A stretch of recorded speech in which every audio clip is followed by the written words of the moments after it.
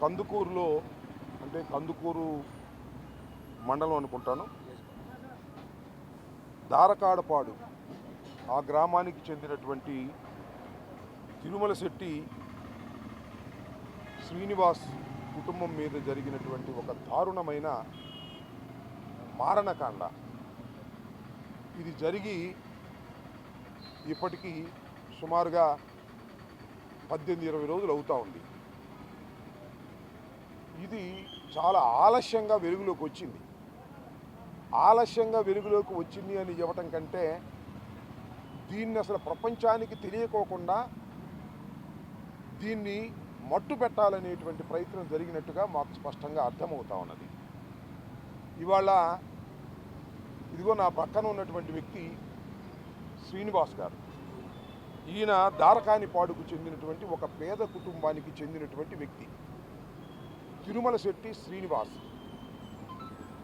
ఈయన కుటుంబం మీద కాకర్ల హరిశ్చంద్ర ప్రసాద్ అనేటువంటి వ్యక్తి దారుణంగా రోడ్డు వెంట వెళుతున్నటువంటి ముగ్గురు మీద, అంటే వీరి కుమారుడు లక్ష్మీనాయుడు, భార్గవ్, పవన్ అనే ఆయన ఈయన సొంత కుమారుడు, భార్గవ్ అనే ఆయన వీళ్ళ తమ్ముడు కొడుకు.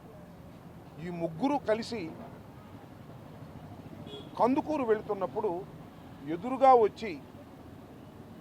ఎదురుగానో పక్కనో మరి వచ్చి కాకర్ల హరిశ్చంద్ర ప్రసాద్ అనే ఆయన కారుతో గుద్దించి కింద పడిపోతే ఈ ముగ్గురిని చంపాలనే ఉద్దేశంతో వారి మీద ఎక్కించి తొక్కించారు. వెనక్కి వెళ్ళటం మళ్ళీ ముందుకు రావటం, ఫార్చునర్ కారు వెనక్కి వెళ్ళటం మళ్ళీ ముందుకు రావటం.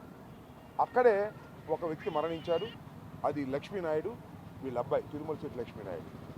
మిగతా వాళ్ళు సీరియస్గా ఇంజ్యూర్ అయ్యారు. ఒక అతను వీళ్ళ అబ్బాయి పవన్ అయితే ఈ కింద భాగం అంతా చచ్చుపడిపోయింది. మరి ఎంత మేరకు కోలుకుంటాడో చెప్పలేరు. రెండవది భార్గవ్ వీళ్ళ తమ్ముడు కొడుకు, అతను కూడా సీరియస్లీ ఇంజ్యూర్ అయ్యారు. వాళ్ళు ఇక్కడ ప్రైవేట్ ఆసుపత్రిలో చేరి చికిత్స పొందుతున్న సందర్భాన్ని పురస్కరించుకొని మేము తెలుసుకొని పలకరించడానికి రావడం జరిగింది. నిన్న తోట త్రిమూర్తులు గారు వెళ్ళి వారి గ్రామం వెళ్ళి వాళ్ళ కుటుంబాన్ని పరామర్శించారు.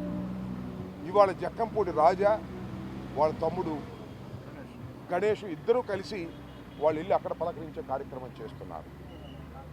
ఇది మీ అందరికీ చెప్పదలుచుకున్నది ఏంటంటే, ప్రపంచానికి ఇది ఒక దారుణమైన సంఘటన. ఈ సంఘటన పూర్వపరాలు బయటికి రాకోకుండా ఉండేందుకు వాస్తవం చెప్పాలంటే లక్ష్మీనాయుడు గారి భార్యని రకరకాలుగా వేధించినటువంటి వాస్తవాలు బయటకు వస్తున్నాయి. దీన్ని ఏం చేయాలనుకున్నారంటే సింపుల్గా ఒక యాక్సిడెంట్ లాగా క్రియేట్ చేసి దీన్ని క్లోజ్ చేయాలని అనుకున్నారు. కేసు బుక్ చేశారు. నాకు తెలిసిన సమాచారం తర్వాత మేము డెప్త్గా వెళ్తాం, ఎఫ్ఐఆర్లోకి వెళ్తాం. ఎఫ్ఐఆర్లో ఇది ప్రమాదం అనేటువంటి మాట రాశారని విన్నాను. ఎంతవరకు ప్రమాదం అని అనుమానంగా ఉందని దాన్ని కూడా మేము పరిశీలన చేస్తాం. మేము చాలా స్పష్టంగా చెప్పదలుచుకున్నది ఏమిటంటే, త్రిమూర్తులు గారితో మాట్లాడాను, ఆయన కూడా వెళ్ళి వచ్చారు. రాజా జక్కంపూడి రాజా వాళ్ళ ఫ్యామిలీ వెళ్తున్నారు. బొత్స సత్యనారాయణ గారితో కూడా నేను మాట్లాడాను. మేమందరం కలిసికట్టుగా ఉండి వీరి కుటుంబాన్ని ఆదుకునేటటువంటి కార్యక్రమం ఒకటి. రెండవ, ఈ కాకర్ల హరిప్రసాదరావు అనేటువంటి వారు అతి దారుణంగా ఈ కార్యక్రమం చేసినందుకు వారికి శిక్ష పడేంత వరకు కూడా వీరి తరపు నుండి పోరాటం చేయడానికి సిద్ధంగా ఉన్నాం. ఇది పొలిటికల్గా కాదు మేము చెప్పదలుచుకుంది, ఒక సామాజిక పరంగా వీరికి జరుగుతున్న అన్యాయాన్ని దీన్ని వెలుగులోకి తీసుకురావాల్సినటువంటి బాధ్యత మాకున్నదని భావించాం. వారు చాలా నిరుపేద కుటుంబానికి చెందినటువంటి వారు. వారిని ఈ విధంగా అతి దారుణంగా, లేకపోతే ముగ్గురు చచ్చిపోయేవారు, అదృష్టవశాత్తు బతికారు. వెలుగులోకి రాకోకుండా ఇది ఒక యాక్సిడెంట్గా క్రియేట్ చేసి దీన్ని మాఫీ చేయాలనుకున్నారు. ఇవాళ నేను పలకరించడానికి వస్తే ఎందుకంటే అంతమంది పోలీసులు నాకు అర్థం కాలేదు. ఇక్కడ ఒక ఇంజ్యూర్డ్ పర్సన్స్ని పలకరించడానికి వస్తే పోలీస్ కాపలా పెట్టారు. అంటే పోలీసులతో ఏదో ఒక విధంగా బెదిరించాలి, వీళ్ళని కూడా బెదిరించేసి కేసు మాఫీ చేయాలనేటువంటి ఒక కుట్ర జరుగుతూ ఉన్నది. ఈ కుట్రని సహించటానికి మేము సిద్ధంగా లేము. సామాజిక పరంగా దీన్ని తీసుకుంటాం, దీని సంగతి తేలుస్తాం. దీనిలో ఇంకా చాలా మేమందరం మాట్లాడుకోవాలనుకుంటున్నాం. నేను, బొత్స సత్యనారాయణ గారు, అదే మరి త్రిమూర్తులు గారు, అదేవిధంగా రాజా, ఇంకా చాలా మందితో మాట్లాడుకున్న తర్వాత మేమందరం కూడా దీని మీద ఒక సమిష్టమైన నిర్ణయం తీసుకొని వీరికి న్యాయం జరిగేంత వరకు పోరాడతాం.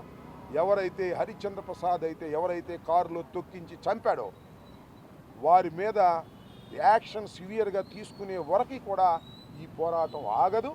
ఇది రాజకీయం చేయడానికి మేము సిద్ధంగా లేము. ఇది ఖచ్చితంగా ఒక పేద కుటుంబానికి జరిగినటువంటి అన్యాయం. ఈ అన్యాయాన్ని ఎదుర్కోవడానికి మేము సామాజిక పరంగా సిద్ధంగా ఉన్నాము.